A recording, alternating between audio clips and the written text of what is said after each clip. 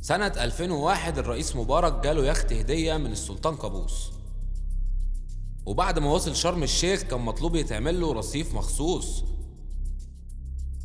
وتولد شركة النيل العامة الموضوع ده وتبني رصيف المرسى البحري، وبدأوا العمل عليه فورا.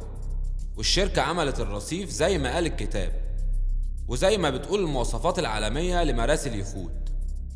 وقبل التسليم النهائي بيوم، علاء مبارك راح يشوف الرصيف وقابل هناك المهندس محمد شبانة رئيس شركة النيل وقتها. لكن علاء ما عجبوش الرصيف وقال له ايه ده منظر رصيف، ده شبه موقف العربيات. رئيس شركة النيل سأله وقال له في ايه بس، ماله الرصيف معليك، ايه المشكلة في الرصيف؟ علاء مبارك قال له ازاي تعملوا رصيف من غير مظلة تغطي اليخت من الشمس يا حاج محمد؟ ده كلام يعني؟ ما هو كده اي عصفورة ولا حمامة على اليخت ونقعد نمسح العصافير بقى وقرف، ما انت فاهم. المهندس قال له يا فندم المظلة خطر معاليك، خطر جدا، وعشان نثبتها لازم نجيب غواصين وننزل تحت المية ونعمل خوازيق على عمق في قاع المرسى وفيلم تاني خالص. ولما يجي شوية هوا في الشتاء هيأثروا على المظلة والمرسى معاليك. وكمان قال له لو حضرتك خايف من فضلات الحيوانات كده كده هم بيروحوا على الطرف وهيعملوها برضه. لكن علاء مبارك ما اقتنعش وقال له انا ماشي، الكلام ده مش عاجبني، وسابه ومشي.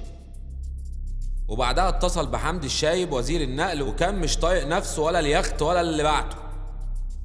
الوزير حاول يهديه ويقول له اهدى بس، هنعمل اللي انت عاوزه يا علاء يا حبيبي. وقال له انا هشوف الموضوع ده. وفعلا اتصل برئيس شركة النقل وقال له شوف يا محمد هم عايزين ايه ويعملوا.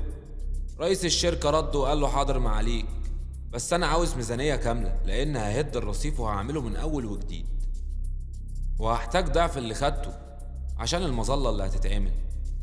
الوزير قال له لا لا لا لا، اهدى بس كده، لم الدنيا وظبطها باللي موجود، انا ما عنديش ميزانية تسمح بده. رد وقال له معاليك الموضوع لازم مصاريف كبيرة جدا. رد الوزير وقال له هشوف الدنيا وهبلغك بشكل نهائي.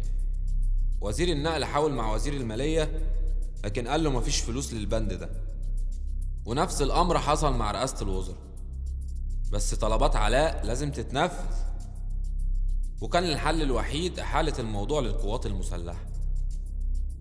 واتبعت خطاب بالقصة للمشير طنطاوي وزير الدفاع. الوزير لما قرأ الخطاب قال يخت ايه ومظلة ايه ومرسى ايه، احنا في ايه ولا في ايه يا جدعان؟